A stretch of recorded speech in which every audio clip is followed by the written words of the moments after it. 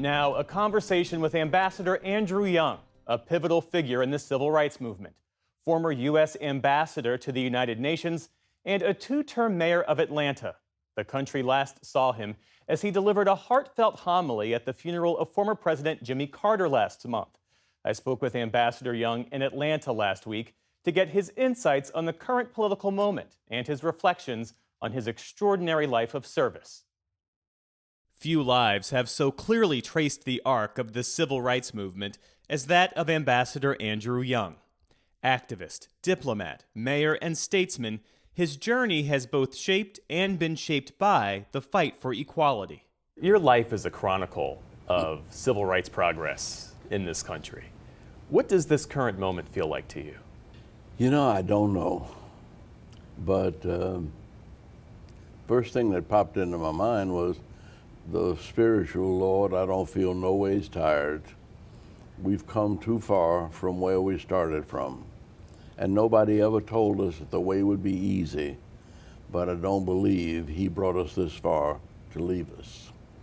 And I'm not worried, I'm not anxious. It's just another struggle. My parents taught me to deal with the slights and oppression. My father's mantra was, don't get mad, get smart. He said, if you lose your temper in a fight, you lose the fight. And that your mind is the most powerful thing you have. Your father's advice to get smart, what does getting smart look like today? Well, never let your adversary define the problem. Because the things that President Trump considers problems, I consider blessings. Like what? Well, I always have thought that my Christianity says this is my Father's world. This hunger and starvation of God's children anywhere is a responsibility that I should assume if I can. Nationalism went out in the 1900s. In fact, that's probably what the Second World War was about. To say that we can't make it as a single nation on this planet, and that we've got to learn to live together as brothers and sisters, or we will perish together as fools. Andrew Young got his start in the civil rights movement in the 1950s as a pastor. He joined the Southern Christian Leadership Conference, becoming a key lieutenant to Dr. Martin Luther King Jr., often responding to the many letters Dr. King received from politicians, activists, and supporters seeking guidance. Young says he and Dr. King ultimately bonded over their shared experiences and values. We had a similar background. Both parents had been to college. So he was a privileged kid from Atlanta, and I was in some ways a privileged kid from New Orleans. We both just happened to be black. And he liked the way I would answer his letters. But he never asked me to write a speech. He would ask me to do some research on a speech that he had to give. But for one, he didn't read speeches.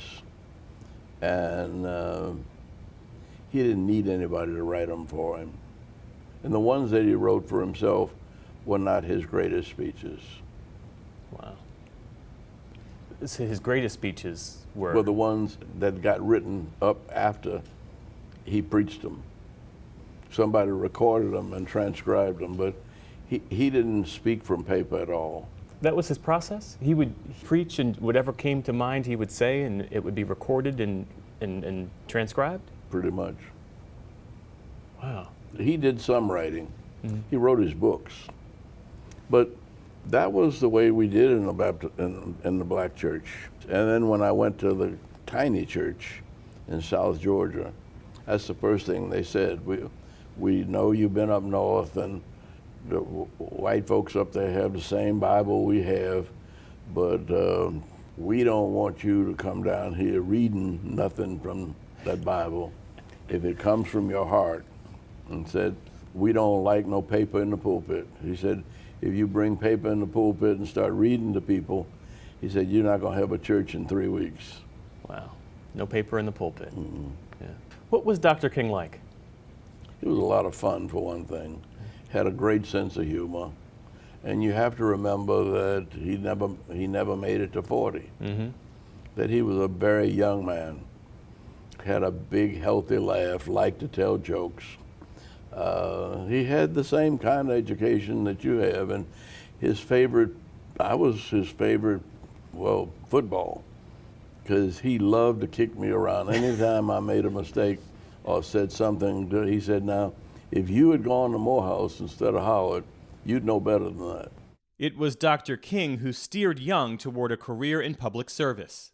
When we spoke years ago, you told me about the last conversation you had with Dr. King. It was right before he went to Memphis, and he was talking about bringing the energy of the civil rights movement and transferring that energy, that vitality, into politics. Tell me about that. Well, it was just before he went to Memphis, and he'd been preaching in New York, and Harry Belafonte dropped by, and John Conyers from Michigan, and Tom Bradley. I mean, there were a collection of political leaders, and they were talking about where does the movement go from here. And the general agreement was that we shouldn't have to have 1,000 people march to get a seat at the table. See, that if we want to change the books in our schools, if we want to improve the opportunities, we should have representatives that we elect. And everybody agreed. And that's why I ended up running for Congress, not because I wanted to, but because nobody else wanted to. He ran and won. In 1972, Young was elected Georgia's first black congressman since Reconstruction. His ambitions reached beyond Washington. In 1977, President Jimmy Carter appointed him as the U.S. ambassador to the United Nations, making him the first African American to hold that role. Returning to Georgia years later, he continued to shape history. As mayor of Atlanta in the 1980s, he helped transform the city into a global hub, laying the groundwork for the 1996 Olympics. He championed economic development, ensuring that civil rights progress translated into real opportunities. These days, his nonprofit foundation is the outlet for his civil rights and humanitarian work. Looking back on your life of service, all that you've accomplished, what do you want your legacy to be? How do you want folks to remember you? First thing I thought of is he tried to feed the hungry, because that's what we've been doing. I mean, we called it minimum wage, and we called it equal opportunity employment, and we called it affirmative action, but it was really just trying to get all of God's children to have enough to eat. Really structuring a society that is fair and gives everybody an equal opportunity to be the best that they can be.